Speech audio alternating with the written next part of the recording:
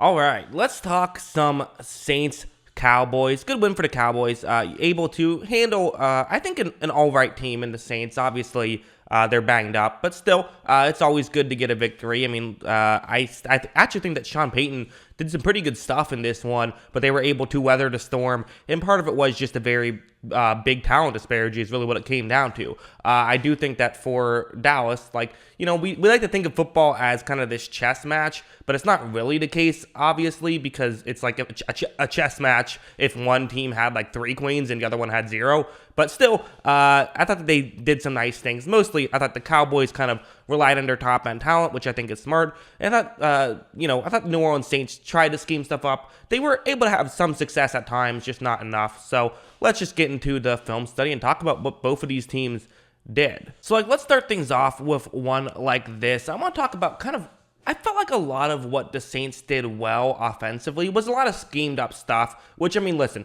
Sean Payton, he doesn't care who the quarterback is. He doesn't care who the receivers are. He's going to find a way to get guys open. He's just that good. This isn't anything too fancy. It's just a pick play, but I love pick plays. I think they should be ran more often, or I guess rub routes, whatever you want to call them, because, I think that the refs are very rarely going to call a penalty. Even this one, you could argue could have been a penalty. Like, look, the contact does happen past the yard, and it does. I feel like that's not just, I don't know if he ran a full route to get that not called a penalty, but they don't call it, and they don't always call those. And even if they do, it's offense, so you get another shot at it. It's not like you lose the down. So I love this kind of stuff, and it's able to get a guy completely wide open. Look, Hill is able to hit him. Good throw by Hill as well, and you get a good chunk play like that. So definitely they were able to scheme some stuff open, which you just expect. I think Dan Quinn has done a much better job this year now that he can really focus on defense, whereas last year as a head coach, things didn't go well. But still, like Sean Payton, that's still going to be a massive advantage for New Orleans. Like this one's another one where what's going to happen is it's zone coverage, quarters coverage, and you see the concept that should be pretty easy for the Cowboys to stop, right? You're probably wondering, okay, how is this supposed to work? Is there a play action involved or something that's supposed to get the linebacker on this play who will be Micah Parsons out of position? What's supposed to happen? Well, no, actually, this is not the exact concept. This is just what you're starting off doing. Then you have a receiver run deep, and this is how you are able to scheme a guy open. So again, they're doing stuff to help things work, but part of the issue is this doesn't always work out the way you want it to. Like, your players still have to execute, even if you have the right play call. At the end of the day, players are the ones who win football games. And so this is kind of the thing, is I do feel like we saw this is kind of, when we did see the Saints offense struggle, this is where they were struggling with stuff like this. Watch how when Hill takes the snap, you're going to notice that, so he throws it right here. You see Kenny Stills is open a little bit.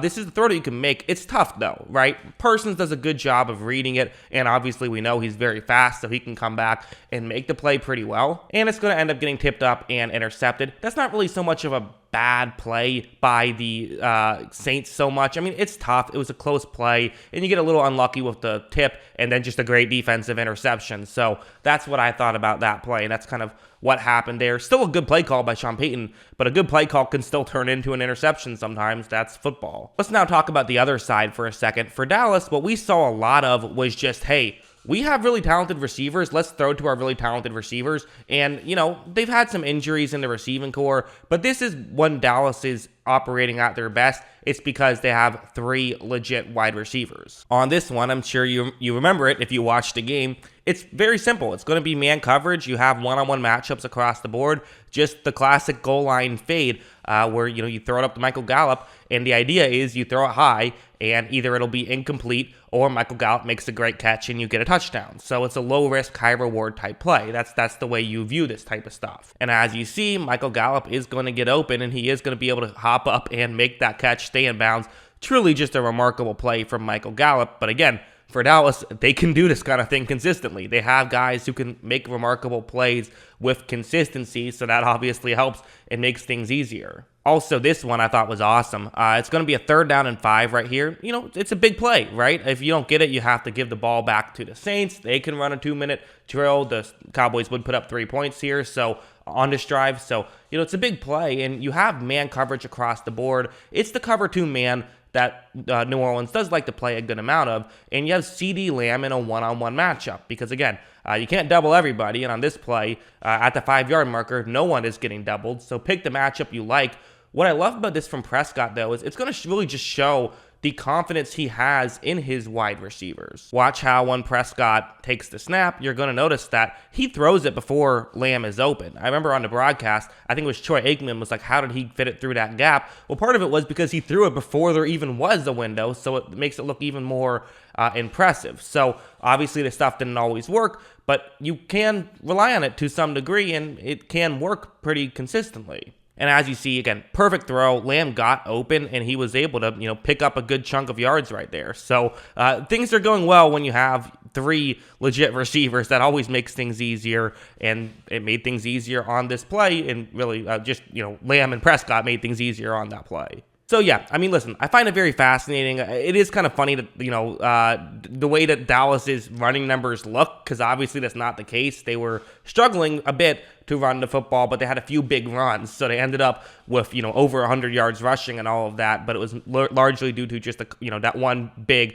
Tony Pollard run and, a big CeeDee Lamb rush as well. That's kind of what did most of it, really. I thought that Dak Prescott played solidly well. I think that, he kept throwing it to the other team for a second there, in the fourth quarter. But for the most part, I thought that there was things that he did that I liked for sure. So I definitely wouldn't consider this a bad Prescott game. And he had some really good throws as well. I think I always kind of view it as, okay, you don't have to be like a perfect quarterback to have a good game. It's the good outweighing the bad. And in my opinion, he made enough impressive throws to outweigh the maybe not so impressive ones at times. And again, a bad interception. Part of it too was there should have been a penalty called. Horrible officiated game, which is weird because the commentators were actually giving him credit early on for some of the good calls they were making, but then you get some bad ones in there, and a couple, one really bad one. I made a video already on that one. Also, I know a lot is going to be made of, Taysom Hill throwing 4 interceptions. Okay, I get it. But part of it too was he was just,